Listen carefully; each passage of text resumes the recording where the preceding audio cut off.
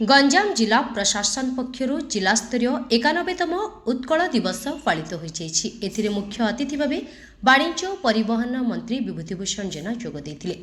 ब्रह्मपुर सहरर विभिन्न स्थान में रही वीर पुरुष तथा महापुरुष मानकर प्रतिमूर्ति में पुष्पमाल्यार्पण करा।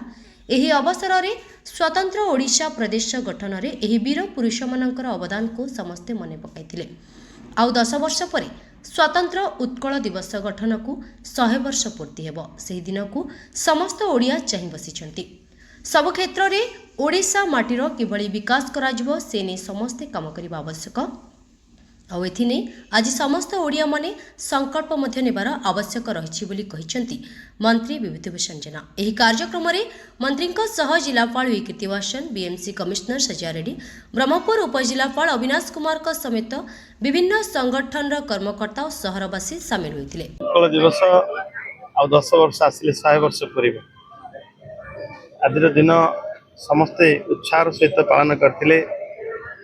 ओडिया भाषा सबुआड़े खंड विखंडित हो ओडिशा राज्य ताकू आज मिश्रण होता एवं उत्कल प्रदेश नुआ ओडिशा जन्म होता से दिन थिला आज दिन ठीक 90 वर्ष तले जो परपुत्र मानकर जो माने ओडिया माटी ओडिया लोक ओडिया भाषा को भल पाउथबा महापुरुष माने जो मान त्याग तपस्या एवं बलिदान फल आज उत्कल प्रदेश भाव आम पाइछु एवं आज ओडिया कही तार भाषा भित्तिक राज्य जदिव भारत वर्ष में ये प्रथम राज्य गठन होता एवं दीर्घ दिन आंदोलन फल ओडिया भाषा भाषी अंचल को मिसेकरी जोगुनी भाव उत्कल प्रदेश गठन होता।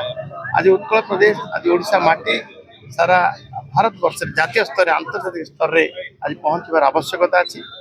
तेणु आज समस्त मन में से उद्बुद्ध भावना से भावना उत्कल माटी प्रति प्रेम उत्कल भाषा प्रति उत्कल ओडिया लोक मान प्रति स्वार्थ पर काम कर आज बेल एवं आज आम ओडिशा माटी को आम विश्व दरबार में आंतर्जातिक जातीय स्तर में पहुंचाइबार आज संकल्प दिन। सर्वप्रथम ओडिशा दिवस पालन अवसर में जिलावासी समस्त को जिला प्रशासन तरफ शुभेच्छा एवं अभिनंदन जनाऊँ। आज ब्रह्मपुर एवं छत्रपुर जिला प्रशासन तरफ जी बरपत्र मैंने आसती समस्त प्रतिमूर्ति माल्या अर्पण कर मानवर मंत्री सर उपस्थित रही माल्यार्पण कर समस्त आम बरपत्र मानकर जीवन निश्चित प्रेरणा दूसरी एवं जहाँ ओडिशा स्वप्न था से स्वप्नटा को साकार करने आम समस्त मिलमिशिकी चेष्टा करवा एवं आमर विकसित ओडिशा गठन में आम समस्त जो अवदान रही सेटा को आम समस्त चलाइबा बोली समस्त अनुरोध। ब्रह्मपुर गोपाल कृष्ण रेड्डी रिपोर्ट गंजाम समाचार।